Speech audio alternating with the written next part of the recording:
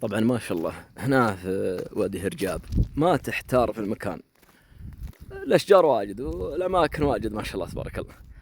يعني أي مكان بتجي فيه بتصلح فيه غداك، بتستانس فيه، بتنبسط، بتريح، ما شاء الله ما تحتار. سبحان الله العظيم، سبحان الله وبحمده، سبحان الله العظيم.